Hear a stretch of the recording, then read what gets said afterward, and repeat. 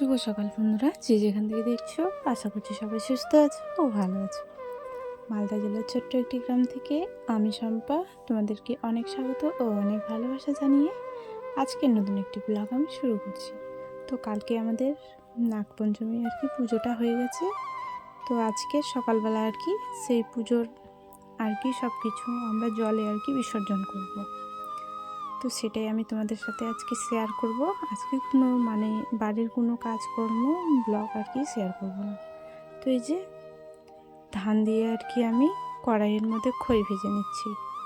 তো যখন আমরা পুজোটা দিব আজকে, তো আজকে খই লাগে, দুধ কলা এসব সব কিছুই লাগে আজকে। তো তার জন্য দেখো আমি খই ভাজছি উনুনে তো আগে আমি কড়াইটা গরম করে নিয়ে একটু বালি দিয়েছি। বালিটা গরম হয়ে যাওয়ার পরে এই যে তোমার ধানগুলো দিয়ে দিয়েছি। তো আমি জানো তো জীবনের প্রথম আজকে খই ভাজলাম, আমি কোনোদিনও ভাজিনি। তো সেরকমভাবে আমি ভাজতেও পারছি না, তোমরা দেখে বুঝতেই পারছো যে আমি পারছি না। দেখো খইগুলো আমি ভাজতেই পারিনি আর ফুটাতেও পারিনি। তো মা বলছে যে যেটুকু হয়েছে সেটা দিয়েই পুজোটা দেওয়া হলেই হলো। তো আমি জানো তো ওই যে শাড়িটা একটু অন্যরকমভাবে পরেছি তো আজকে, তো তার জন্য তোমাদের ওরকম দেখতে লাগবে।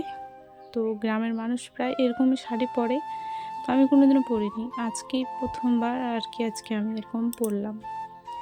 তো এই যে দেখো খইগুলো ভাজার পরে আমি বারান্দায় বসে বসে মিষ্টি মিষ্টি হাওয়া উপভোগ করছি। আর ওই যে খইগুলো খই আর ধানগুলো আলাদা করে দিচ্ছি। তো এই যে ছোট্ট একটি বাটিতে আমি নিয়েছি। আর দেখো আমার পুজো দেওয়া হয়ে যাবে। তো চলো এগুলো নিয়ে এখন আমি পুজোটা শুরু করি। তো এই যে পুজো কি বলো তো, স্নান করে কিন্তু এসে আমি খইগুলো ভেজেছিলাম। তো খইটা ভেজে আসার পরে আমার পুজো সব কিছু দেওয়া হয়ে গেছে। এটা তারপরের দিন, এটা নিয়ম একটা আমাদের মধ্যে। কে কীরকম করে আমি তো জানি না গো, তো আমরা এরকমই করি। তো আমি সেটা তোমাদের এরকমই দেখাবো। তো এই যে সাইডে দুটো যে ইয়েগুলো আছে, তো তাদেরকে আমি দুধ আর কলা দিয়ে দিয়েছি খেতে।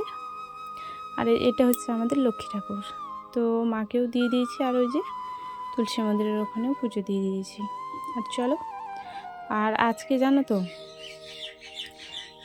কচুর গাছ, তারপর জিগারের পাতা আর বাঁশের পাতা তিনটে মিলে ওই যে সাইডে দিয়েছি, ডালাটা যেখানে আছে ওখানে দিয়েছি। আবার আর একটু জলের ঘেরা দিয়ে আমি প্রণাম করে প্রসাদগুলো উঠে নিলাম। এই যে দেখো এখান থেকেও উঠে নিলাম।